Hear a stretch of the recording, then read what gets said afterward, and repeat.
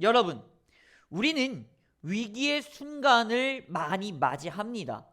누군가는 지금도 위기의 순간일 겁니다. 그런데 인생사가 왜 이런지, 우리가 가지고 있는 위기는 하나만 나에게 다가오는 것이 아니라 이 말입니다. 우리가 위기다라고 말하는 건 엎친 데 덧친 격입니다. 설상가상이라고 말하죠. 하나만 나에게 시험으로 와도 너무나 힘든데 두 개가 나에게 고난으로 찾아옵니다. 얼마나 힘듭니까? 하나를 신경 쓰기도 힘듭니다. 여러분, 그래서 두 마리의 토끼를 잡는 것은 힘듭니다. 어쩌면 불가능합니다. 이 토끼는 따로따로 갑니다. 무리를 지어서 도망가는 게 아니라 따로따로 도망갑니다. 하나는 북쪽으로 가고 하나는 남쪽으로 갑니다. 이 두 마리 토끼 어떻게 잡습니까? 그런데 바꿔 말해 봅시다. 북쪽에서도 공격하고 남쪽에서도 공격합니다. 이거 어떻게 이깁니까? 영화는 영화지만 저는 이제 운동을 좋아하니까요. 근데 예전에 운동을 하는데 1대 다수로 싸움이 붙었을 때 가장 먼저 해야 되는 게 뭔 줄 아십니까? 도망가야 돼요. 어디로 도망갑니까? 막다른 골목으로 도망가야 합니다. 그게 제일 유리해요. 막다른 골목은 더 불리하지 않습니까? 아니에요. 왜? 막다른 골목은 뒤에서 공격을 안 하니까.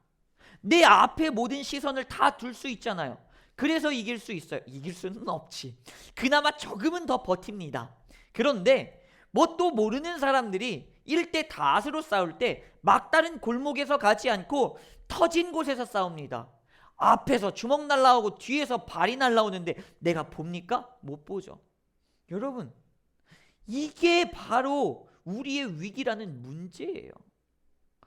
하나가 두 개가 동시에 우리를 공격할 때 같은 방향에서 공격하면 그나마 고맙죠.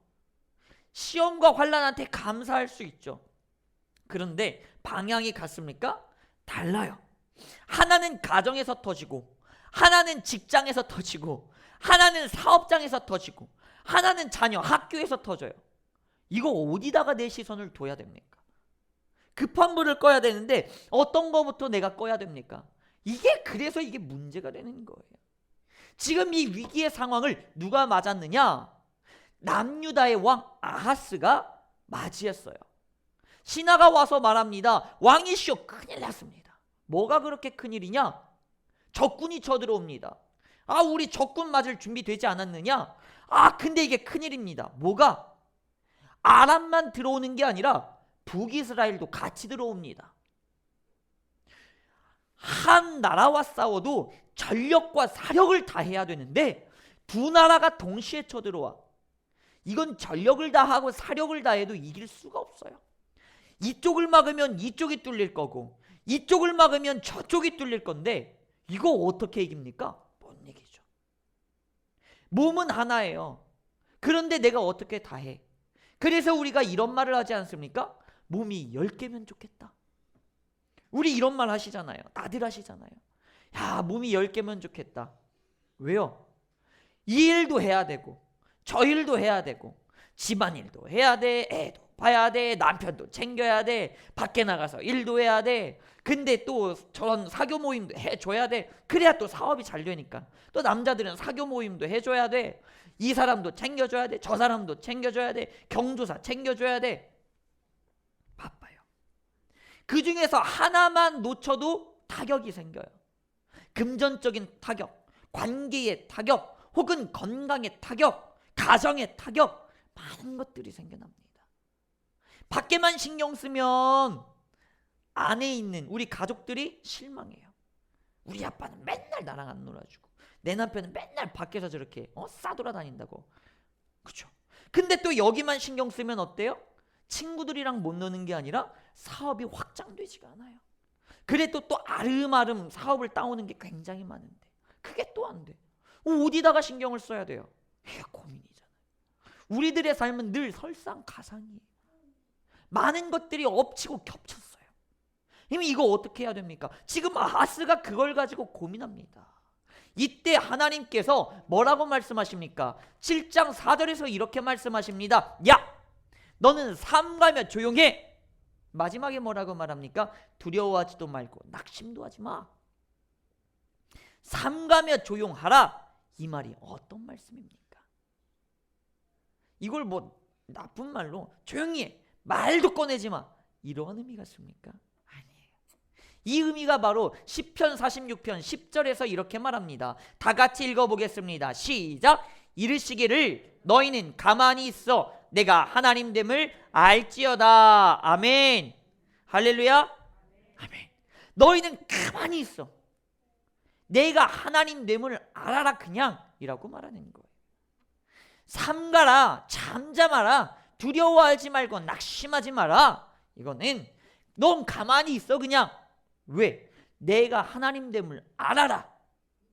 문나라 수많은 열방과 백성들도 내가 하나님 된 것을 알 것이다. 그러니 너는 그냥 나서지 말고 가만히 있어, 이렇게 말씀합니다. 여러분, 가만히 계십시오. 이 말은 무슨 말이냐? 따라해 봅시다. 주님을 의지합니다. 아멘이십니까? 아멘. 주님만 의지하라는 거예요. 요동하지 마, 흔들리지 마, 이런 말이에요. 깡통치지 마, 이런 말이에요. 괜히 북치고 장구치고 적군 들어왔다고 호들갑 떨지 마, 이 말이에요.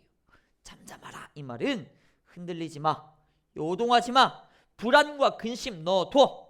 왜? 주님이 다 하실 거니까. 믿으십니까? 하나님은 우리에게 이리 말씀하고 계십니다. 그런데 이 아하스가 어떻게 했느냐? 하나님이 그렇게 말씀을 하셨음에도 불구하고 아하스는 하나님을 의지하지 않아요. 그리고 어디로 갑니까?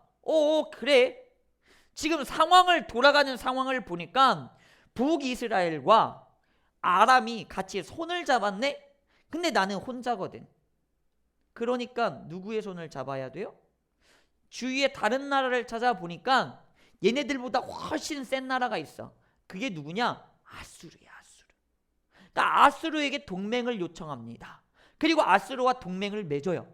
그래서 아수르와 손잡고 아람과 북이스라엘을 처단합니다. 지혜로운 것 같죠? 보세요.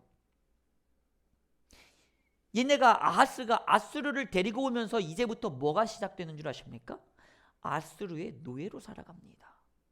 이거를 봉신국이라고 말하죠. 이제는 아수르를 섬기는 나라가 됐어요. 이제 남유다는 어떻게 보면 나라도 아니야. 아수르가 다스리는 하나의 도시에 불과하게 되어버렸어. 너는 우리의 종이지? 예, 그렇습니다. 그러면 우리에게 조금 바쳐야지. 예. 다 갖다 바치는 거예요. 누가? 남유다가. 아수르를 데리고 온 게 지혜로웠습니까? 아니요.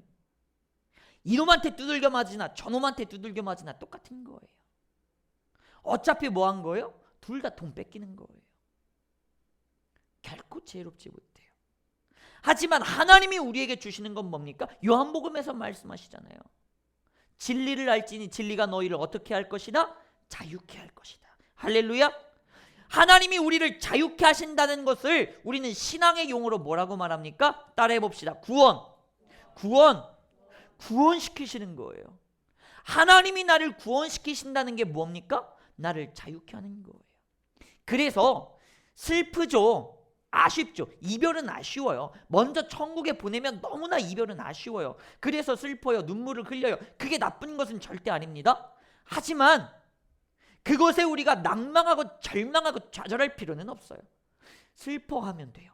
이별로서 슬퍼하면 되는 거지 낭만과 좌절과 근심, 죽음을 고민할 필요는 없다는 거예요. 왜? 이 세상에서 수많은 세상의 악한 것들로 괴로워하고 유혹 속에서 싸워가며 힘들어할 때 하나님이 뭐를 하시는 거예요? 천국으로 나를 데리고 가시는 건 나를 구원하시는 거예요. 구원하신다는 건 뭐예요? 그냥 천국으로 데리고 간다는 의미가 아니에요. 이제는 뭐 한다는 겁니까?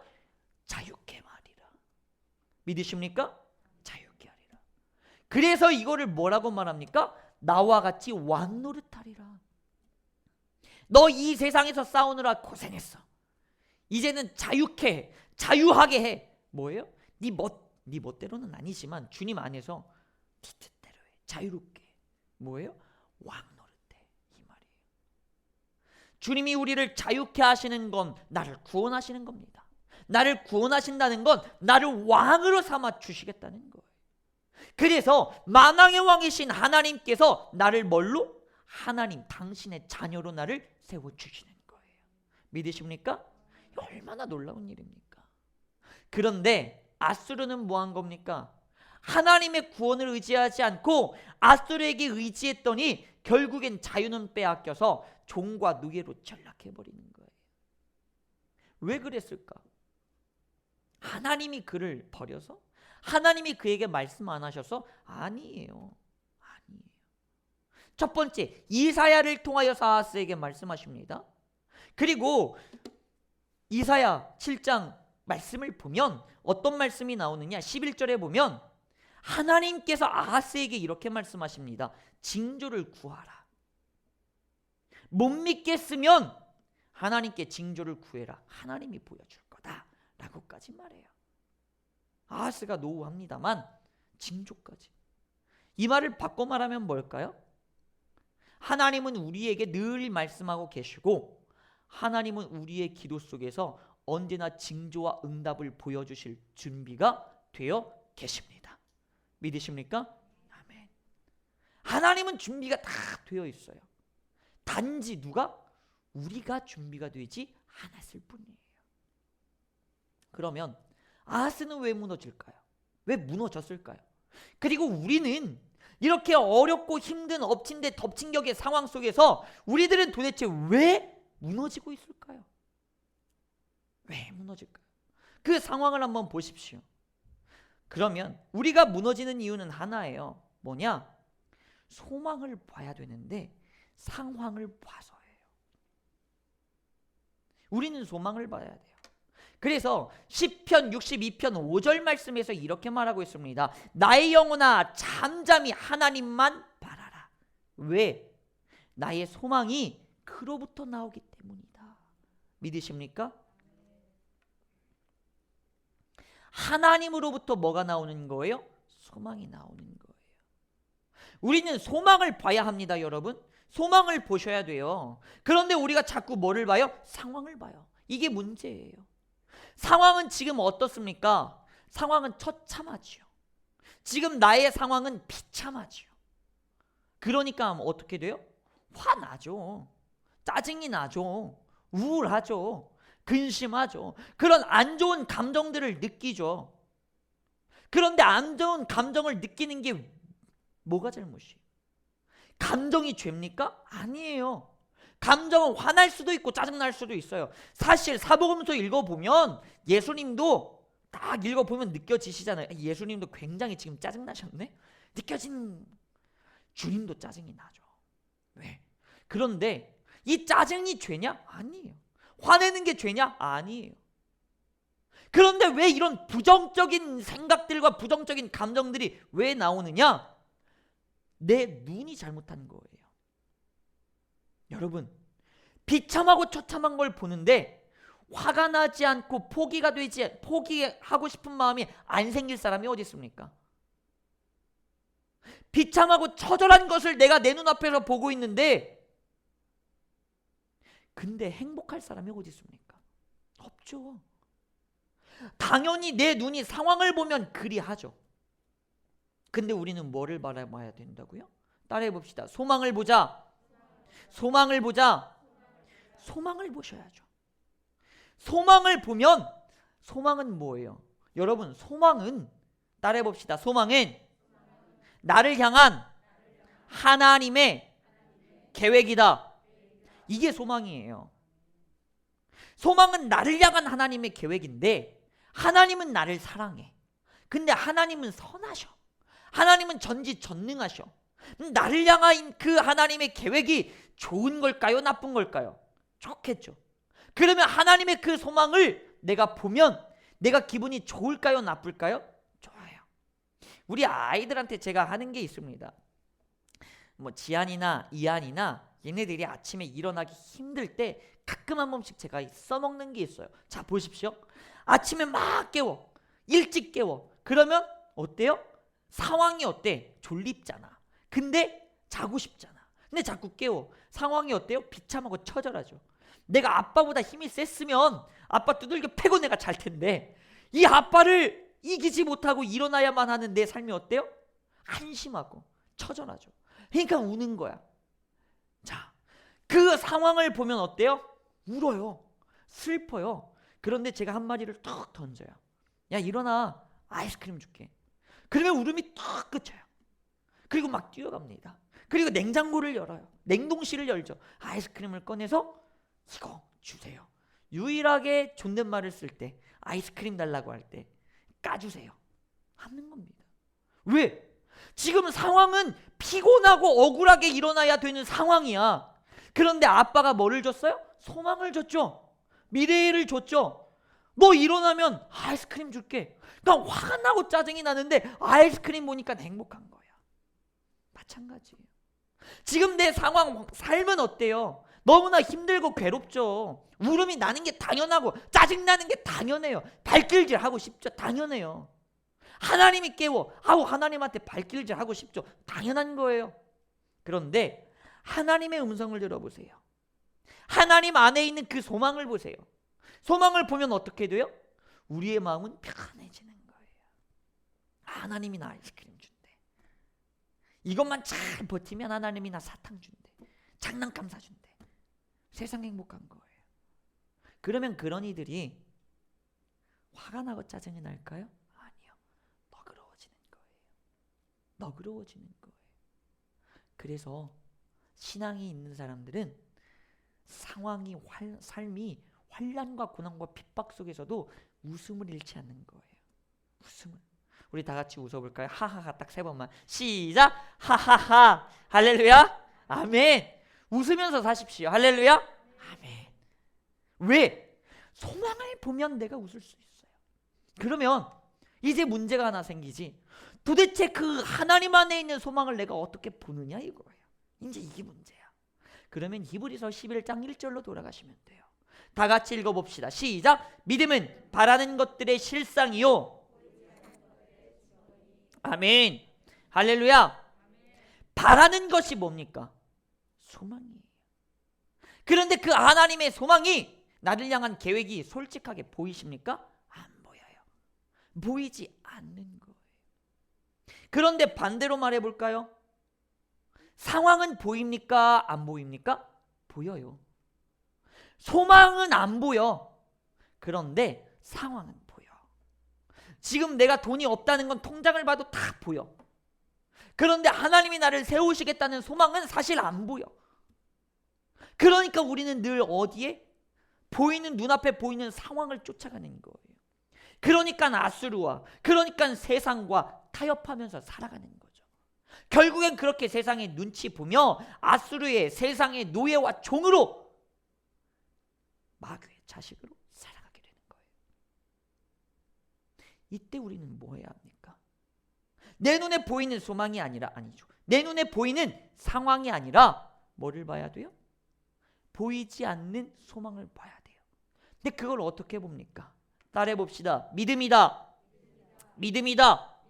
믿음이에요. 믿음. 믿음으로 보는 거예요. 왜? 여러분, 믿음이 뭡니까? 제가 늘 말씀드리잖아요. 믿음은 하나님을 보는 거예요. 하나님만 보는 거예요. 이게 믿음이에요. 그런데 이 믿음은 하나님이 나에게 주시는 선물이에요. 내가 보고 싶다고 해서 마음대로 볼 수 있는 것은 사실 아니에요. 그러면 나 하나님만 보고 싶어요 라고 하면서 하나님만 보려고 노력을 해야죠. 그 하나님만 보려는 결단, 그걸 뭐라고 합니까? 따라해 봅시다. 회개라고 하는 거예요. 왜?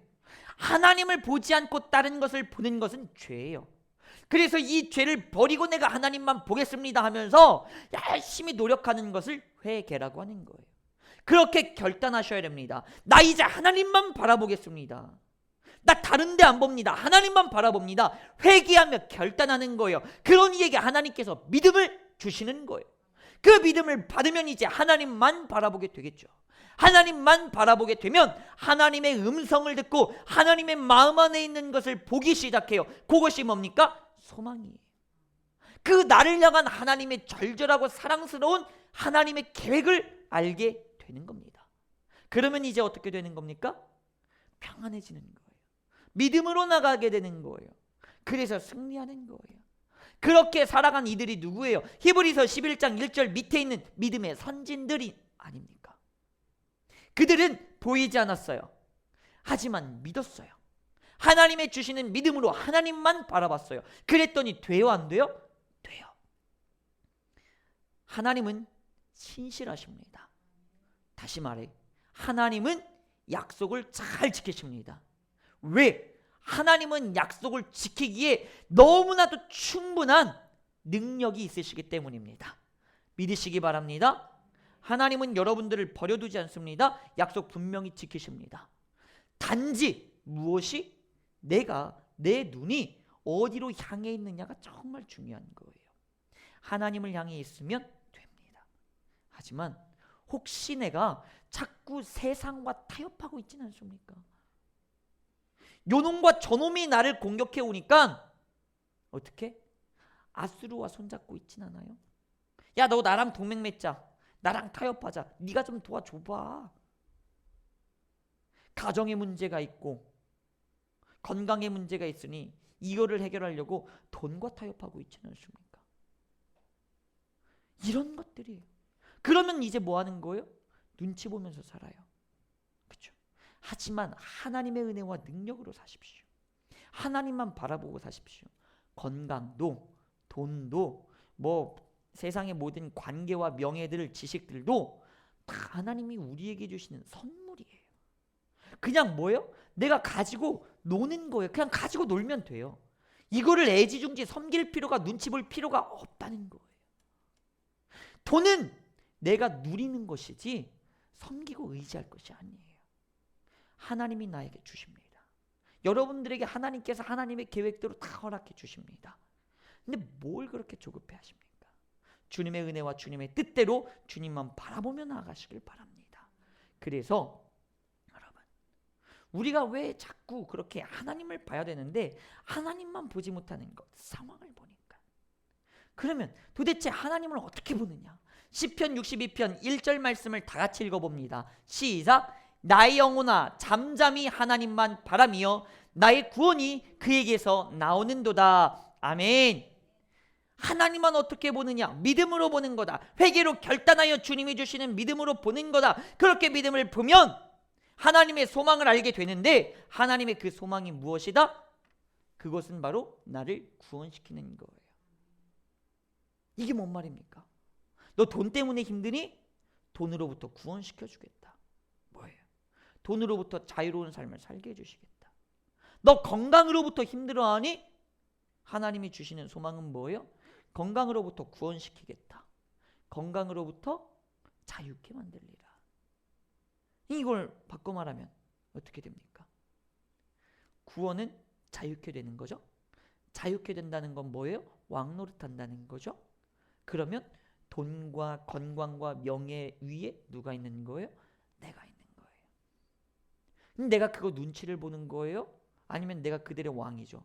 내가 부려먹는 거예요. 이게 하나님이 세상을 만드신 질서였어요. 죄가 들어오면서 바뀐 거예요. 하나님의 질서는 돈도 건강도 명예도 수많은 것들 다 내 밑에서 내가 누릴 것들이었어요. 그런데 이게 바뀌면서 죄가 들어오면서 어떻게 됩니까?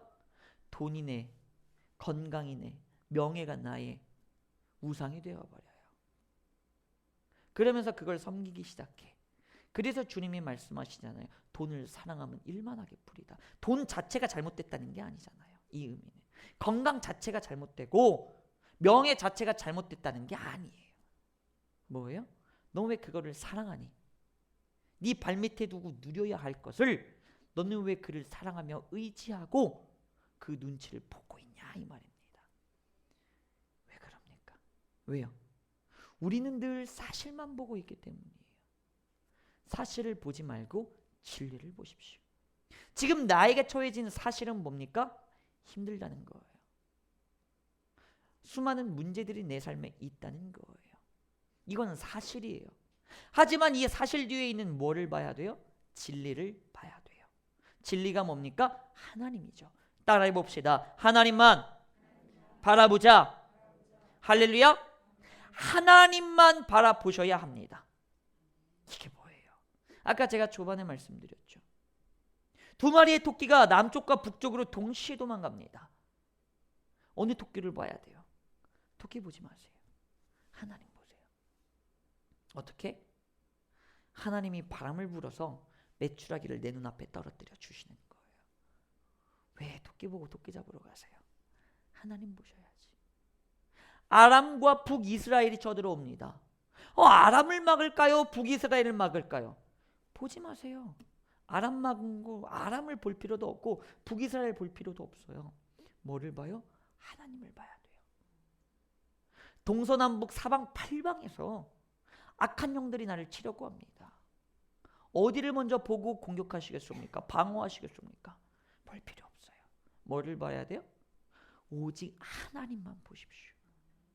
동서남북 사방팔방 내 주님이 다 지키십니다. 18만 5천 명이 히스기야한테 쳐들어왔지만 어떻게 하는 거예요? 기도하니 하나님께서 당신의 천사로 다 소멸시키시는 거예요. 18만 5천 명은 단순한 숫자를 의미하지 않아요. 생각해 보세요. 18만 5천 명이 이열로 줄 맞춰서 쳐들어오겠습니까? 성을 에워쌌다는 거예요. 사방팔방에서 공격하겠다는 거예요. 이겨낼 재간이 없다는 거예요. 근데 하나님이 해결하세요. 여러분, 마귀가 한 길로 들어오나 10길로 들어오나 100길, 1000길, 10,000길로 들어오나 그건 중요하지 않아요. 지금까지 것들이 10만 길로 우리들에게 쳐들어와도 나는 딱 한 분만, 하나님 한 분만 바라보면 하나님이 다 해결하십니다. 믿으시기 바랍니다. 그래서 여러분, 사방팔방에서 사면초가에 엎친 데 덧친 겹이라고 해서 이걸 바라봐야 되나 저걸 바라봐야 되나 고민하지 마십시오. 그럴 때 하나님을 보십시오. 기도하십시오. 하나님이 해결하십니다. 진정한 하나님의 지혜가 여러분들의 머리 가운데 임하게 됩니다. 예수님은 말씀하시죠. 야, 환난과 핍박 속에서 어떻게 할지 고민하지 마. 성령이 다 알려줄 거야. 할렐루야. 우리 교회 성령 충만한 우리 교회지 않습니까? 성령님께서 여러분들에게 다 알려주십니다. 그러니 상황과 사실을 보면서 내 생각을 가지고 나가지 마십시오. 그러시면 안 돼요. 소망을 보셔야 됩니다. 내 눈에 보이는 것 보지 마시고 믿음으로 하나님을 보십시오. 그때 하나님의 놀라운 길이 열릴 줄 예수 이름으로 간절히 믿음으로 축원합니다. 아멘. 하나님, 내가 요동하지 않겠습니다. 흔들리지 않겠습니다. 좌절하고 무너지지 않겠습니다. 근심 걱정하며 지레 겁먹고 두려워 떨지 않겠습니다. 하나님, 나의 삶이 말할 것도 없이 말할 수도 없이 너무나 어렵고 힘들고 괴롭습니다. 하지만 주님, 이제는 내가 상황을 보는 것이 아니라 하나님 안에 있는 소망을 보겠습니다. 사실을 보는 것이 아니라 현실을 보는 것이 아니라 나의 하나님을, 진리를 바라보겠습니다. 이제는 나의 하나님께서 이루어 주시옵소서, 이끌어 주시옵소서, 인도하여 주시옵소서, 뒤에서 밀어 주시옵소서, 그리하여서 하나님의 살아계심을 증거하여 주시옵소서. 그렇게 우리의 삶이 간증이 되는 삶이 되게 하여 주시옵소서. 이제는 그렇게 살아가기로 결단한 예배드린 모든 심령과 그들의 가정과 그들의 사업과 학업과 직장 위에, 그들의 모든 아픔과 슬픔과 기도의 제목들 위에, 또한 성령 충만한 우리 교회와 이 대한민국 위에 우리 주 예수 그리스도의 은혜와 하나님 아버지의 사랑과 성령님의 교통하심이 지금부터 영원까지 함께할지어다. 아멘.